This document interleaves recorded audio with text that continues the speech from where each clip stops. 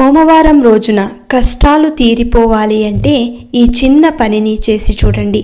తప్పకుండా ఆ శివయ్య అనుగ్రహం కలిగి మీ కష్టాలన్నీ తొలగిస్తాడు. అది ఎలాగంటే ప్రతి సోమవారం రోజున తలంటు స్నానం ఆచరించి మీ ఇంట్లో దీపారాధన చేసి శివయ్యకు ఇష్టమైనది ఏదైతే ఉందో నైవేద్యం కానీ లేదంటే వస్తువులలో ఏదైనా ఇష్టమైనది ఉంటే గనక దానిని సమర్పించి ఆ తర్వాత మీకు ప్రత్యేకంగా చెప్పనక్కర్లేదు శివయ్యకు ఏది ఇష్టమో ఏది కాదు అనేది. మీరు మీ ఇష్టం కొద్దీ మీకు నచ్చినది మీకు అందుబాటులో ఉన్నది సమర్పించండి. తప్పకుండా ఆ భగవంతుడు స్వీకరిస్తారు. ఆ రోజు తెల్లవారుజామున అంటే ఉదయం 4:30 నుంచి 5:30 లోపు మీరు కూర్చొని ధ్యానం చేయాలి. ఆ ధ్యానంలో మీ యొక్క సంకల్పం చెప్పుకుంటూ మీ మనసులో కోరికలు చెప్పుకుంటూ 108 సార్లు శివమంత్రం